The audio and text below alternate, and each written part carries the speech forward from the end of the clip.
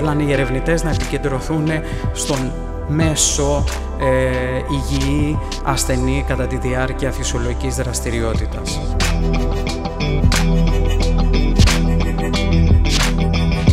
Το εσπρέσο, παραδείγματος χάρη, ή ο γαλλικός καφές έχει ισχυρότερη προστασία, ενώ στιγμίως καφές έχει χαμηλή προστασία.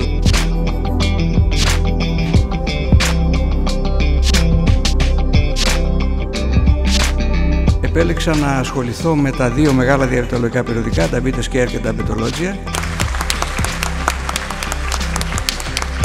Σκέφτηκα λοιπόν ότι ναι, δεν έχω αυτούς τους τίτλους, όμως αξίζω το βραβείο.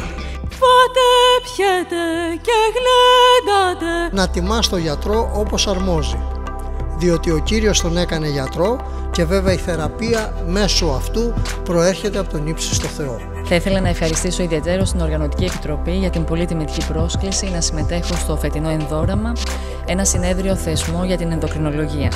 Αν στον πρώτο όγκο, στο πρώτο χειρουργείο δούμε ένα KI67 10%, ναι, θα θορυβηθούμε, θα πούμε κάτσε, εδώ κάτι γίνεται.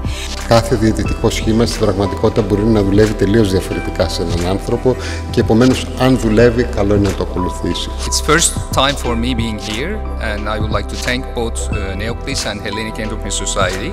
Είναι πολύ σημαντικό όταν παρουσιάζει κανένας αυτές τις θεραπείες στους ασθενείς να τους λέει την αλήθεια και να τα παρουσιάζει με σωστό τρόπο, ούτως ώστε να αποφασίζει πράγματι ο ίδιος ο ασθενής.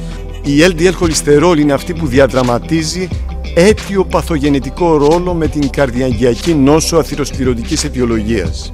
Ή ακόμα και μία φάπαξ χωρίς ενός φαρμάκου, το οποίο δεν θα χρειαστεί ποτέ ξανά στη ζωή μας, αλλά θα έχει σαν αποτέλεσμα σημαντική μείωση των λιπιδίων μας, γιατί εξασφαλίζει τη μέγιστη συμμόρφωση σώζοντας ζωές. Νομίζω ότι δικαιούται ένας ασθενής που μπορεί οικονομικά να ανταποκριθεί να πάρει ένα τέτοιο φάρμακο μέσα στην ένδειξή του να τον βοηθήσει. Είναι φάρμακα που εμείς τα χρησιμοποιούμε καθημερινά. Οπότε βλέπετε, έχουμε μια μεγάλη ποικιλία της πορείας των συμπτωμάτων όπως και της σοβαρότητας.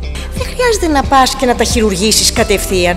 Μπορείς να τα περιμένεις, γιατί ακόμα και αν κάνουν κάτι θα είναι μόνο τα μεγάλα και μπορεί να κάνουν μια σχετική υποτροπή μόνο τα πάνω από 2,5 εκατοστά.